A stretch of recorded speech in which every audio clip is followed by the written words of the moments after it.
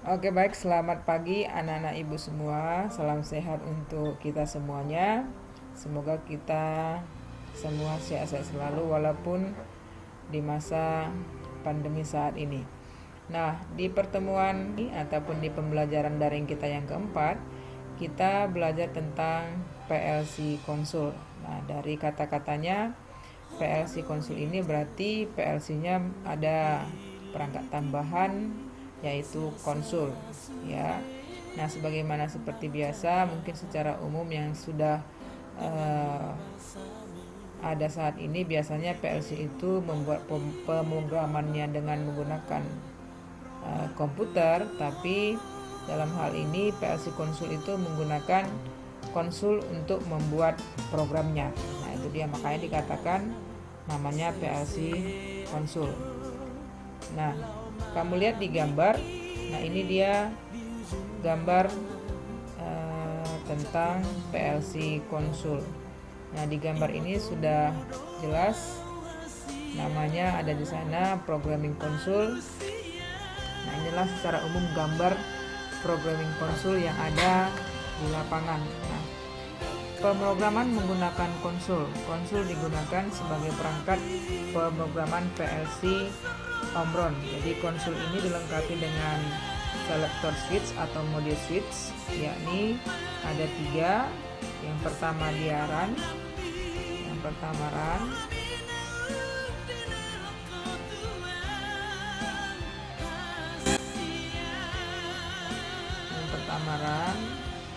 yang kedua monitor, yang ketiga program. Nah, pada saat kapan run digunakan, pada saat kapan monitor digunakan, dan pada saat kapan program digunakan. Nah, yang pertama, program digunakan pada saat kita akan membuat program sesuai dengan rangkaian yang kita inginkan.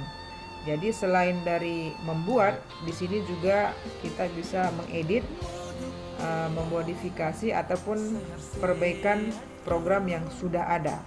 Jadi bisa dimulai dari yang baru atau bisa mengedit yang sudah ada, bisa memodifikasi yang sudah ada, dan bahkan bisa memperbaiki program yang sudah ada yang kita buat, mana tahu ada terjadi kesalahan. Nah, berikutnya monitor. Monitor di sini digunakan pada saat memonitoring sebuah PLC yang sedang bekerja ataupun yang sedang beroperasi. Nah, itu dia jika kita arahkan ke arah monitor.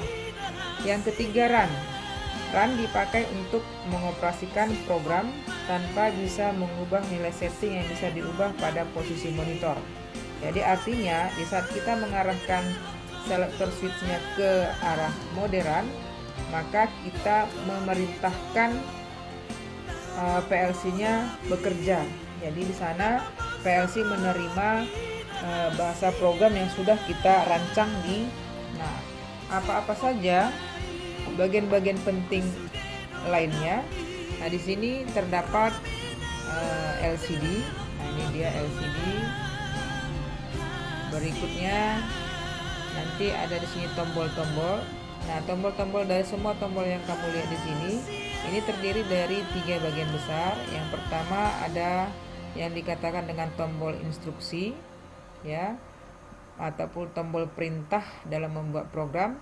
Berikutnya tombol numerik ataupun tombol angka yang dimulai dari angka 0 sampai 9. Nah, ini nanti digunakan untuk membuat kode input dan output berapa yang kita gunakan. Baru berikutnya lagi ada tombol operasi. Nah, ini dia tombol operasi, ya, programming konsul ini. Nah, itu dia. Nah, itulah bagian penting yang terdapat pada programming konsul. Nah, tambahannya di sini ada, kamu lihat seperti kabel. Nah, ini namanya kabel konektor. Kabel konektor berarti kabel koneksi yang menghubungkan antara konsul dengan PLC-nya. Nah, bagian ini nanti yang dihubungkan dengan PLC-nya. Nah, itu dia. Nah, berikutnya, nah ini dia bentuk real dari programming konsul. Nah, di sini bisa kamu lihat namanya saja, ini kodenya, kode konsulnya Nah, di sini sudah namanya programming console. Berarti di sini fungsinya tempat kita membuat program yang akan kita rancang untuk ditransfer nanti ke PLC-nya. Nah, sebagaimana di gambar yang pertama, kalau ini hanya sekedar gambar, ini adalah bentuk realnya. Yang mana tadi saya katakan selector switch yang ketiga tadi, ini dia run, monitor, program. Nah, di sini kenapa ada lubang di sini? Ini adalah lubang untuk kunci yang berfungsi untuk memutar posisi run ke monitor, monitor ke program, dan sebaliknya. Itu fungsinya. Yang mana dia kuncinya, yang ini dia bisa kamu lihat dan nampak di layar. Baru berikutnya kabel konektor tadi, yang ini dia. Kabel konektor tadi ini bagian yang terhubung dengan PLC-nya nanti. Berikutnya tombol-tombol. Yang paling utama yang siswa kami pahami, apa fungsi dari tombol-tombol semuanya ini, karena bahasa program itu nanti menggunakan tombol-tombol ini, baik itu tombol angka, tombol instruksi maupun tombol operasi. Jadi kita harus mengerti apa saja fungsi dari semua tombol-tombol yang tertulis di sini. Nah, itu dia.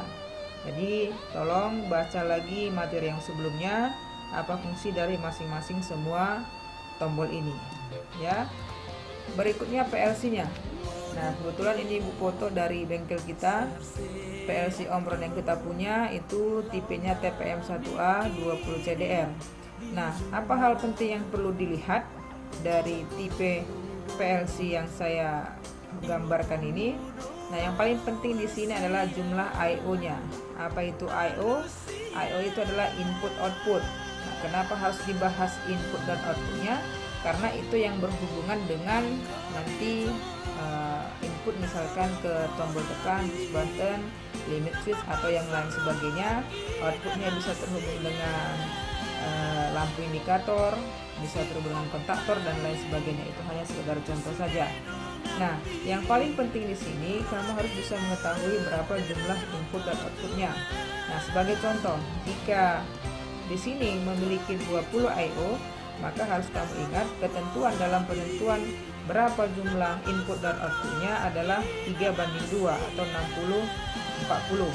Jadi jika dihitung dengan perbandingan 3:2, maka jumlah input dan outputnya sama dengan 20 nanti. Nah, jika kita hitung, maka inputnya berjumlah 12, outputnya berjumlah 8. Nah, dari mana bisa kita lihat? Nah, perhatikan gambarnya. Di sini ada tertulis kata in, maka ini adalah bagian inputnya. Inputnya dimulai dari kode 00, kode 00, 01, 02, 03, 04, 05, 06, 07, 08, 09, 10, dan 11. Nah, bukan 11 jumlah inputnya, tapi ingat inputnya dimulai dari angka 00. Nah, berarti jumlah input di sini ada 12 ya. Nah, berikutnya output. Perhatikan kode output. Di sini ada, kalau inputnya tadi sudah 12, keseluruhan ketentuannya harus 20, maka outputnya 20 dikurang 12, maka ada 8 ya. 8 outputnya dimulai dari 00, 01, 02, 03, 04, 05, 06, 07. Nah, itu dia sebagai outputnya. Nah, itulah cara bagaimana menentukan berapa jumlah input dan output dalam sebuah PLC. Nah, kita perhatikan di sini ada juga L1, L2 atau garis miring netral. Berarti ini nanti yang terhubung dengan sumber tegangan fasa dan netral. Berikutnya di sini ada kode 00 tadi. Nah, itu dia. Ini lampu indikatornya nanti 00, 01 ini lampu indikatornya. Jadi kalau kita menggunakan input 01, jika sudah terhubung dengan sumber tegangan, maka lampu indikatornya akan menyala dan begitu seterusnya. Jika kita menggunakan output 00, nah ini lihat, kita menggunakan output 00, maka jika rangkaian pemrograman kita berhasil, maka lampu indikatornya nanti yang menyala di sini 00. Lampunya nanti kira-kira berwarna kuning ya. Nah, itu dia. Jadi nampak langsung melalui lampu indikator yang ada di sini. Baru berikutnya lagi yang paling penting, nah ini dia yang saya katakan tadi, ada kabel konektor. Nah, kabel konektor tadi bukan kemana? Nah, ke bagian sini ada lubang di sini, di situ dimasukkan. Tapi jangan asal dimasukkan ke lubangnya, harus diperhatikan apa yang dimasukkan dan apa yang mau dimasuki ya. Nah, di sini kalau kamu lihat banyak kaki-kaki atau pin-pin. Nah, ini banyak fungsinya.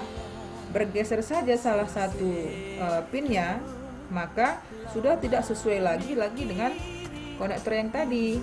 Nah, kamu lihat di sini sudah tidak sesuai lagi nanti dengan kepalanya ini. Nah, itu dia. Jadi harus hati-hati untuk memasukkan ke bagian perangkat ini ya. Harus pelan-pelan sehingga sesuai dia, cocok. Kalau sudah cocok, maka program yang kita buat di konsul akan bisa tertransfer ke PLC, sehingga PLC bisa membaca apa yang dibuat di konsul. Nah, berikutnya inilah gambar tren sederhana yang bisa kita gunakan nanti di bengkel. Nah, ini sengaja saya tambahkan, saya gabungkan. Sebenarnya yang ada di bengkel kita hanya ini terpisah dengan konsulnya, namun saya gabungkan di sini dengan konsulnya supaya anak didik ibu supaya lebih mengerti mana dia konsul, mana PLC-nya. Nah, ini PLC-nya, ini konsulnya. Nah, ini yang dimasukkan tadi yang saya katakan. Nah, ini dimasukkan kemari ke lubang ini. Nah, ini harus cocok kepala dengan yang mau dimasukkan, supaya program yang sudah dibuat dirancang di konsul ini bisa dibaca oleh PLC. Nah, jika kamu perhatikan lagi, kok banyak sekali sini terminal-terminal. Apa fungsi terminal ini semua kan gitu kan?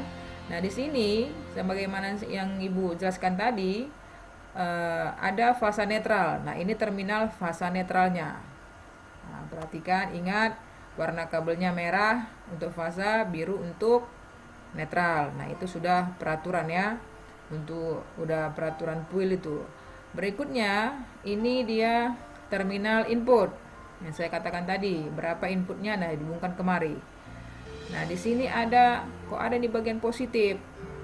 Nah, tadi lupa Ibu menjelaskan bahwasanya PLC kita ada 24 volt DC, berarti ada positifnya. Nah, bagian positifnya akan terhubung nanti ke terminal ini.